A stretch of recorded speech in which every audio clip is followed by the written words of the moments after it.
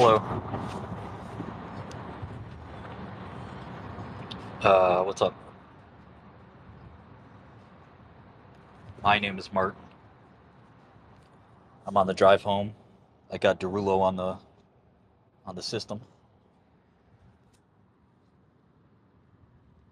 Jason Derulo. Congrats on the fundraise, Shkreli. Oh, thank you.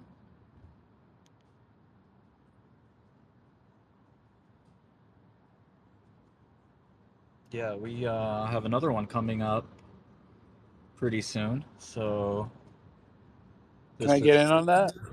um I got you know treat we're, fitty. yeah, we're trying to mostly to work with institutions, but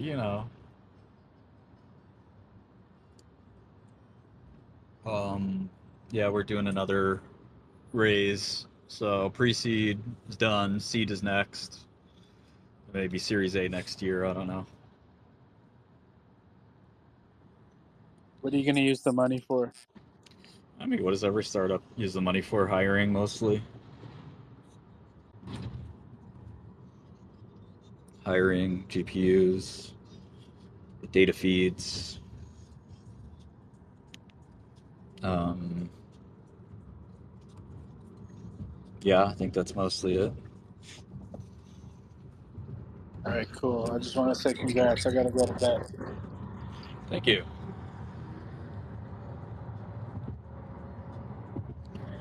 Um, I'm going to the Bitcoin 2024 conference in Tennessee. If you're in Nashville, come say hi.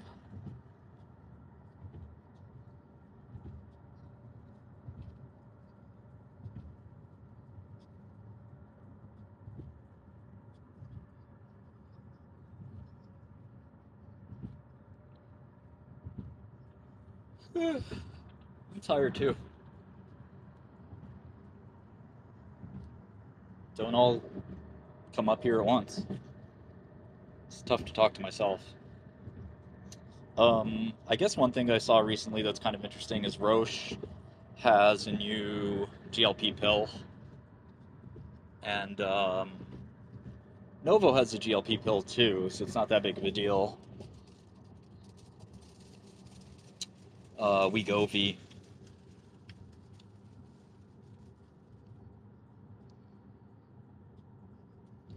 But I think GLP pills will eventually outsell GLP injections, but I'm not sure. They have to be just as effective, I think. But they might be cheaper, and they'll also go generic, which will be a big deal. If GLP pills go generic 15 years from now or whatever, that basically will mean affordable weight loss for everyone.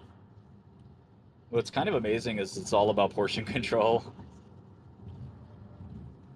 If you eat sort of 50% of what you sort of expect to eat, if you don't have portion control, then you could lose a ton of weight. Sounds obvious, but the whole idea of like the satiety signal is pretty interesting.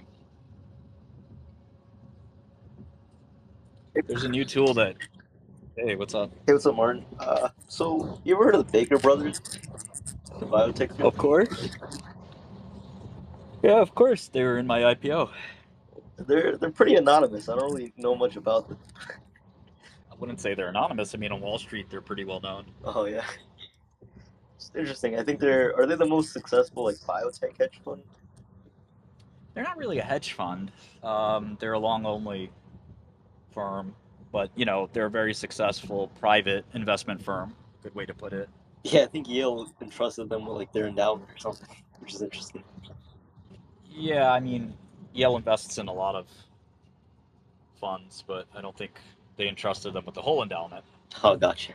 All right, thank you for answering my question, bro. Sure. Yeah, Julian and Felix Baker, they go around conferences, or at least they used to spend a lot of time going to conferences. Been friendly with a lot of those guys for a while, but not making much medicine anymore. I still keep in touch and keep tabs on what's going on.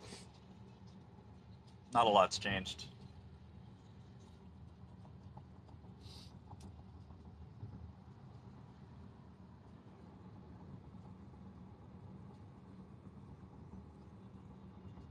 The biggest meme is probably AI and drug discovery. That shit is totally fake.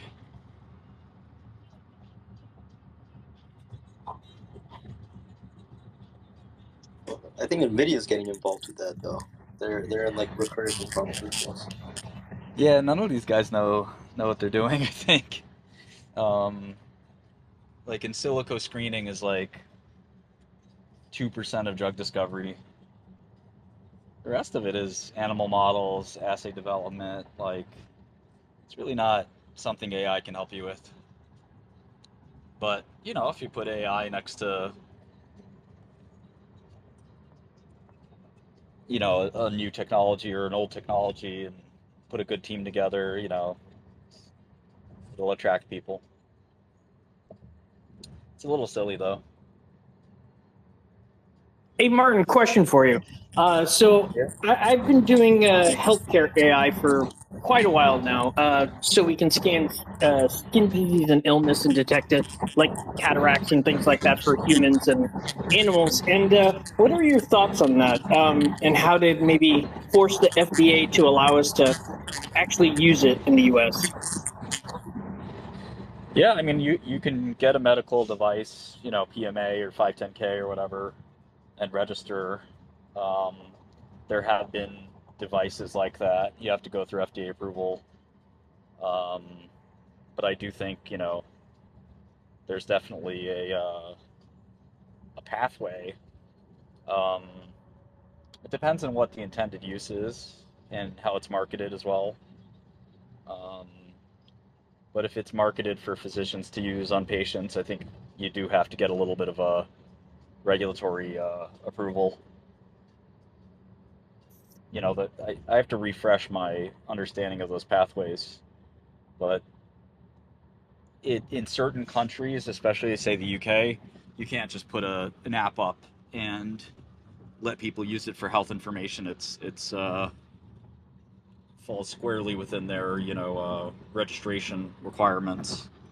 The FDA is a little more lax, but if you want doctors to use the tool, then you definitely need FDA approval. And if you want patients to use the tool while you are also making a medical claim, like this can diagnose your XYZ disease, then you definitely need approval. If you're not making any claim, you can technically, I think, release the software, but in general, I mean, it's good to get FDA approval, and it's not that hard. I mean, it's certainly not something most software developers are used to, because there is definitely a lot of work involved, but one of the nice things about FDA approval is you can get paid a lot. Once you're FDA approved, you can get, one, it's a bit of a moat, and two, you can get reimbursement. But in general, you don't get paid a ton. There's been a lot of digital therapeutics companies that have failed. Diagnostics, I think, is a little better, but typically you get paid. People don't love paying for software in general, and I don't know. I think it might be difficult to get paid. But if the cell phone's the device, like it's kind of like a neat sort of product. You have to sort of fight for reimbursement and get reimbursed at X dollars per image or whatever. But yeah, I mean, happy to talk about it offline too. Medical devices have never been my thing. I know enough about that space to be dangerous, but I've never gotten FDA approval for medical devices. For example, I've invested in hundreds, if not thousands, of medical device companies, but I've never had my hands on it exactly. And especially diagnostics, which is a different MD&D, right? Medical devices and diagnostics. Diagnostics is even weirder. There's in vitro and in vivo. diagnostics, and in this case, you're kind of dealing with imaging, which, you know, radiology uses AI and has used AI for a long time. But like you're saying, I'm really interested in like cataracts, CAT scans, MRIs, you know, all the non-traditional, like non-bone, like even at things like asthma. There's so many ways to use AI in medicine, but I definitely, so glad you mentioned that, because I had been keeping this list, and now I kind of want to I want to look into the regulatory side. Yeah, it's tough, and we don't say diagnosis or prognosis. We say detection. That's kind of been our safe, well, sort of safe, except now Google kicked us out because now we said that we can do humans too. But when it was just like canines, they were cool with it. But the moment we use the word humans, boom, they kicked us out. Google in general is hard to work with, and you know, when you sell diagnostics and stuff like that, typically you can use a Salesforce, which again is not exactly your bootstrapping entrepreneur's dream, right? But you know, a big medical device, or you know, you can partner with a medical device company that has bag carrying reps around the country that go off and sell. But you need things like a CPT code and a J code, and like you need to get insurers to understand it. You got to pitch to them. It's a whole process, and it's what we go through in the drug business for much more money than the medical device or diagnostics business. But the medical device and diagnostics business is much less susceptible to patent cliffs, which are kind of the bane of the pharmaceutical industry's existence. So, you know, you can become like a Medtronic or a Covidien by slowly aggregating nice little businesses. I don't think diagnostic software will ever be a gigantic business. Like I said, it often gets paired with the detector, like the scanner, and usually those machines are very expensive, and you don't get paid per accession, if you will. Like usually you just get paid. You just buy the machine, and you like bill in an amortized way almost. Like you buy a CAT scan machine for $2 million, and every time you bill insurance, it's like pure profit, but you're working off the purchase of the machine. So depending on your volume, you can kind of you know, I don't know, if you make $500 per scan or something, you have to have this many scans before you break even or whatever. It could be a year or 2 year payback. So in this model, it'd be a little bit different, but I don't see why you couldn't convince an insurer to pay, you know, a few bucks per accession or whatever. But the problem is the radiology companies that make the scanners will want to use AI too, and whatever you're doing, they might do. But I like the ophthalmology angle. It's pretty neat. Thank you. Yeah, I appreciate that insight. I appreciate it. Thank you. Yeah, Google's a real pain in the ass. You know, if you appeal and if you have a person, like sometimes they can help, but yeah, working with Google is really annoying. I mean, you can't blame them. They're a big company, right? Yeah, I totally get it. It's probably a liability for it Right. even being in their app store. Yeah, for their 10,000th and first, you know, ad customer. 10 millionth and first. Yeah. But is it search engine results or ads that they kicked you off? It's the actual app store, the Play Store, that they kicked me out of. Okay, yeah. Because we have the app, and we ended up having to make a web app because we figured this was going to happen once we started offering human detections. And the moment that happened and we updated the APK and the description, that was it. They said we're no longer allowed to have it in there. And like we had to fill out a medical thing, which has been pending for like a month now. So I assume it's not going to happen, I guess. I'm assuming you charge for it. Right now it's free. I'm paying for it every time somebody scans. It hits my models, so I'm technically paying. It's not bad. It's like pennies at the moment, but in the future, with better, pictures that somebody uploads or scans with, I have to imagine it's going to be like 10 megs. Right now, we compress it just a little bit and detect, the object. Like if it's a human, we can detect that and then run it through a human scan. If it looks like an animal, we figure out which animal and run it through those scans. Are you doing this out of the goodness of your heart? At the moment, yeah, Are just you to show crazy? the proof of concept and hope something happens. What is wrong with you?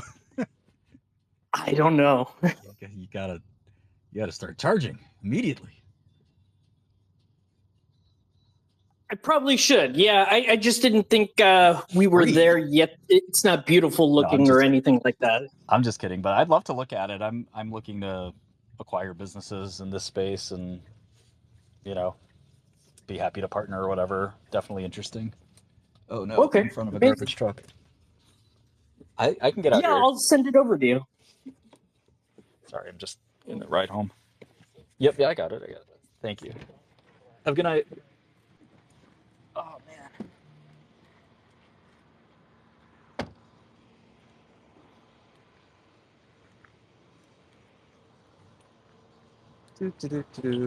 Hey, Enrique. I feel bad for my driver. We just pulled up in front of a big garbage truck in New York that'll like take half an hour before they finish taking all the trash out.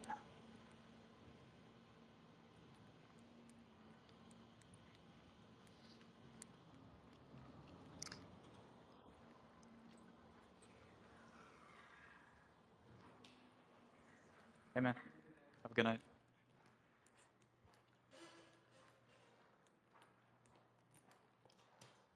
One moment.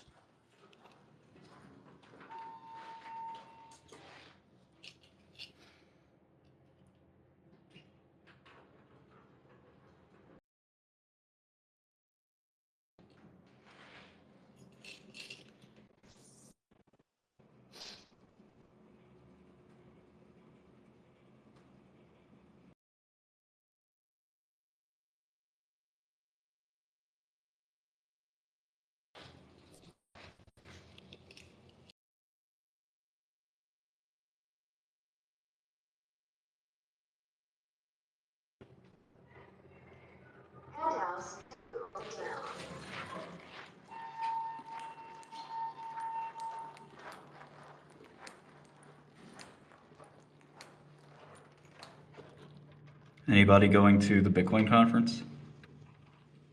I actually had a question about that because you posted a hash, and I was wondering, when you share the hash, is it, or if you're to share the hash, will it be because a situation plays out, or will it be if it reaches $1 million?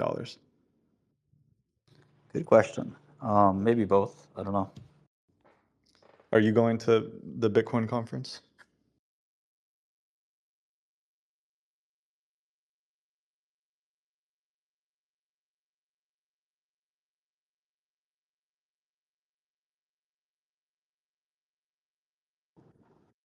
Sorry, what were you saying? I asked if you were going to the Bitcoin conference. I am. I'm actually going to do some of the commentary on the webcast, so it'll be fun. I also had a Bitcoin question for you, Martin. So yeah, I'm like one of the hosts of the like play by play, like the whole like I don't know how to Welcome put it, to like the Bitcoin Nashville. yeah, like the webcast that everyone is going to get to watch. Like that was an amazing presentation from Satoshi Nakamoto. Yeah. Nice. Awesome. Looking forward to it. Yeah, it should be fun. Martin, I was just curious. I'm here. My cat's here. I'm home finally. What's up, kitty? I love you too. Oh, you want some treats? I bet. Okay. It's a treat tax. She needs at least 3 or 4 treats here. How many treats are we gonna give you? Let's give you 5 treats. She collects her treat tax every day. When was the last time you bought Bitcoin?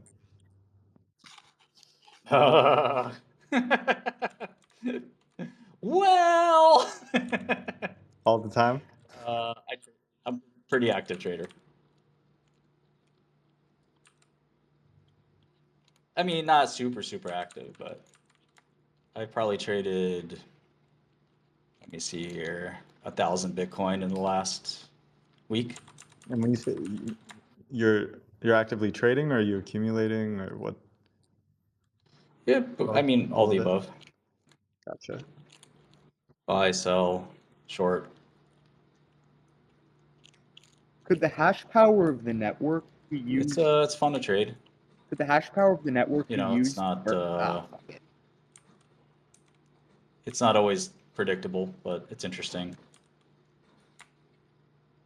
It's a very, very odd asset, you know. Yeah, but I'm curious if you believe it's going to a million by the end of the year. So are you actively holding any or accumulating any purely to hold? I think there's a chance that it goes to a million a year, a million this year. I think that some of the circumstances that I discussed have changed, especially my situation with a specific party, Right, maybe right, is a good right. way to put it. I'm familiar. Okay, yeah. And so, we'll see. So some of the things are now out of my control, but it sounds like I got my point across.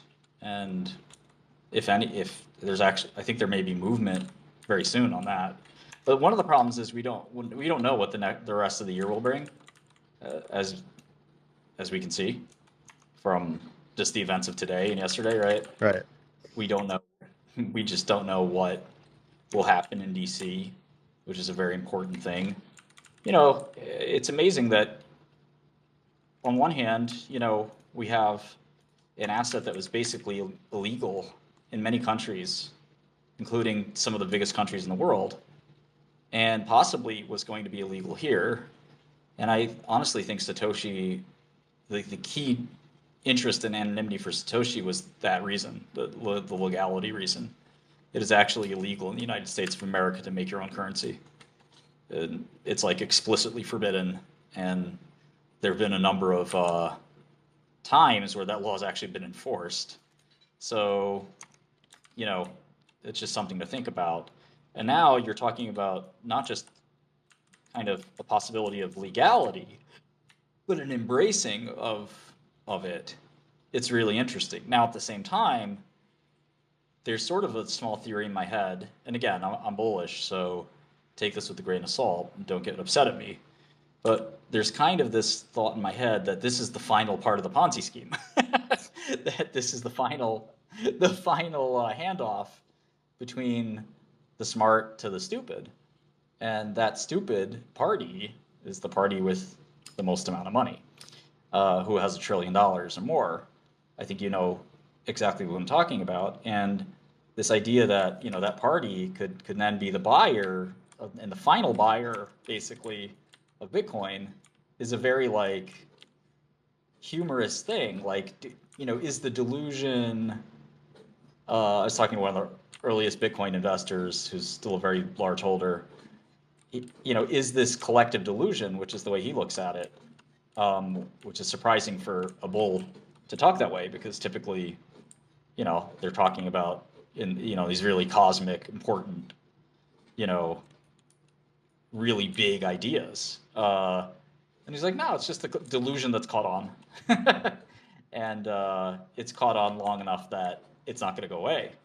That's, I think, a very dangerous supposition. I think delusions can last and then disappear at any moment. So, I don't love that idea. And I wonder if that final handoff from the very smart investors, maybe it's Binance, maybe it's the people who are clients at Binance, maybe it's the Winklevoss twins, it doesn't matter who exactly it is, but those big holders, that their final, even Peter Thiel maybe, their final sale is to those very massive institutions, whether they're corporate or not.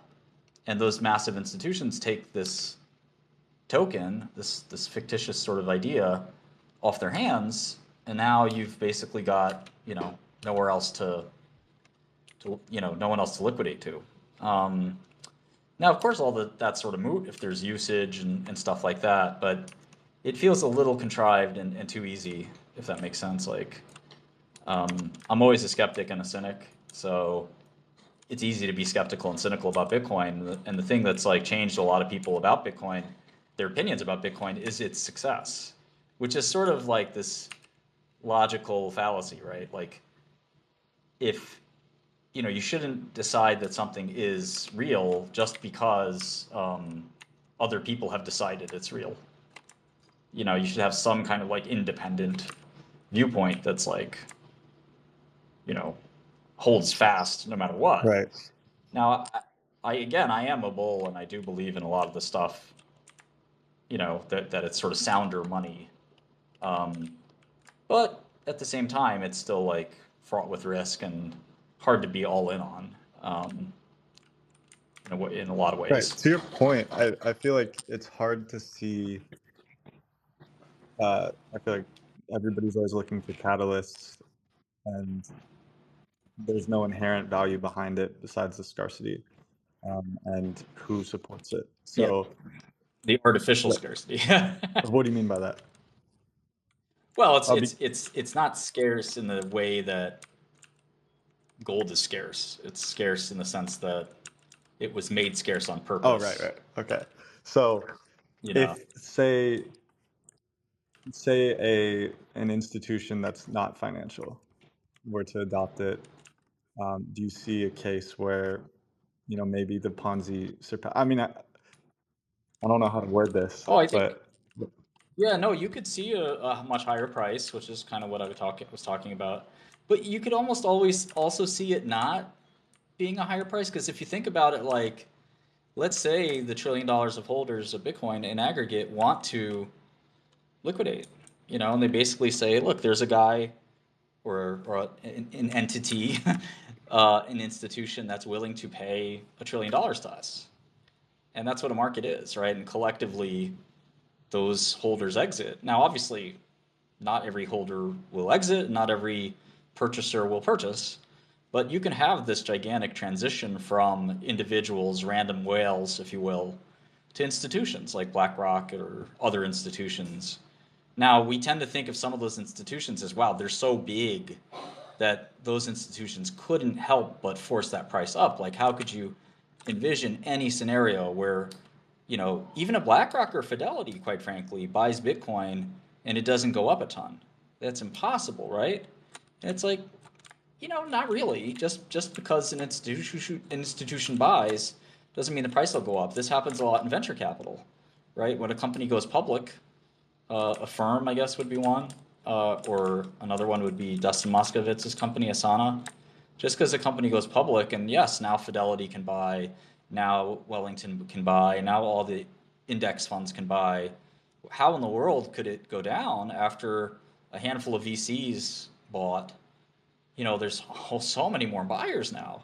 And so the fallacy that, oh, just because there's going to be a lot of new cool buyers that have trillions of dollars does not mean the price will go up. If that was true, every IPO would be a huge winner, and capitalism would be solved by just buying all the IPOs you can.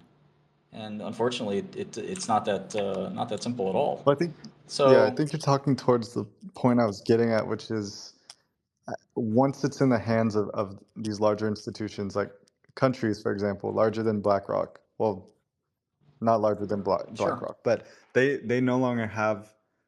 When it comes time to liquidate, that's sort of what I feel would be the next black swan. Like it seems like there's less and less chance of a true black swan event now that it's getting into these hands. So Well, the question is like when would they have to liquidate? I think that if there's going to be adoption, it's not because, I mean, it could be for this like passive protective reasoning, but ideally it's for actual usefulness. So like for example, BlackRock can send $1 billion with Bitcoin a lot faster than sending a wire transfer. That's why I got into Bitcoin in 2014, a little late from when I first learned about it. But I doubted it. I wanted to short it actually in 2011, and one of my analysts pitched me shorting it, and I told him I'd be willing to short it if he could find a way to short it. And I'm very, very happy that he never found that way. But ultimately the point is that when I used it, I saw the magic right away. That wow, I never have to do a wire transfer again if this technology takes off. And international wire transfers are like the bane of anyone who's ever done them existence. I mean, international wire transfer is just brutal.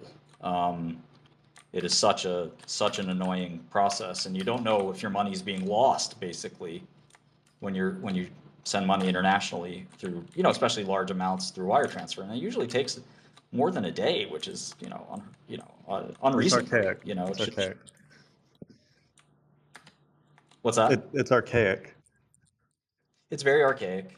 Yep. And it takes so many nowadays. There are plenty of blockchain startups that are trying to solve that, but they need money transmitter licenses. So it's you still need to get back to fiat rails. Yeah. But if everyone was adopting it, I don't see why you couldn't do M&A possibly with Bitcoin. BlackRock wants to buy a company. They could potentially do that with Bitcoin. So it'd be really, really neat. So we'll see what happens, but it's definitely really exciting technology. And USDC and stuff like that is stable coins are obviously another awesome thing.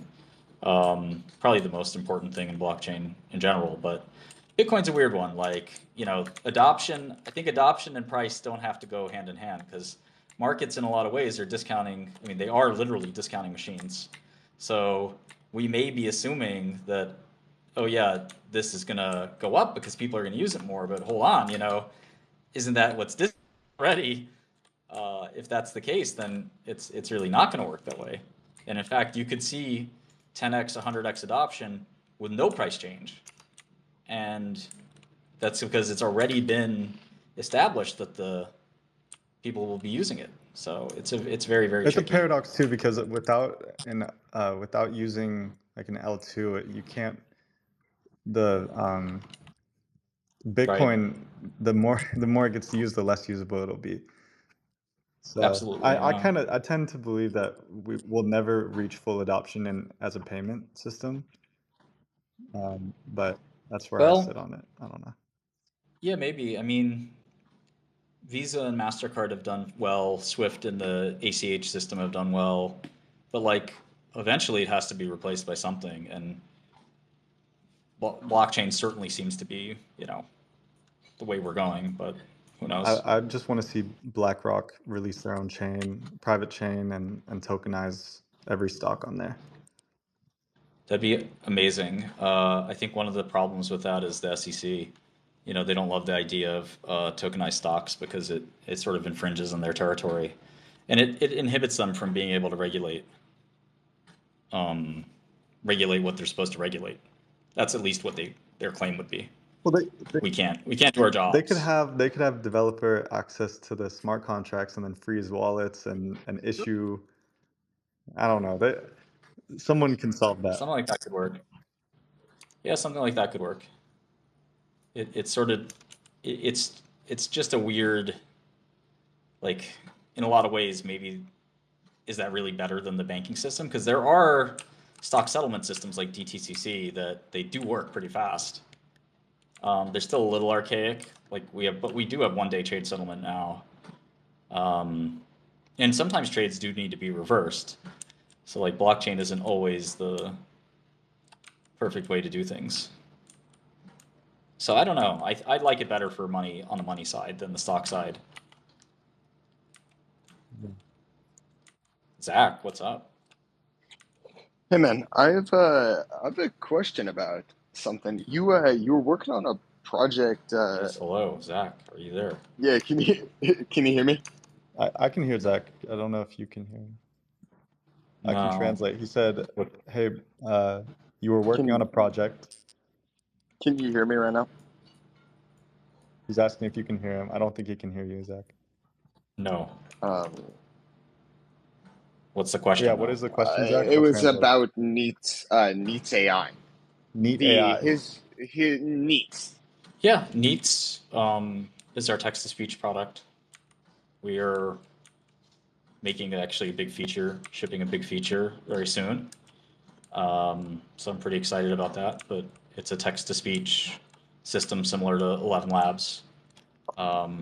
We were 11 Labs customer, and we just found it to be too expensive. Are you able to? So we made our own version, and I really like it, and hopefully the new feature will be well received. But it's been a very interesting odyssey learning about text to speech. It's a really cool industry. Are you able to hear me right now? I think I'm gonna call it a night. It's late here. I have to deal with something unexpected. So thank you guys for listening. Shoot. Have a All great right. night. See you later.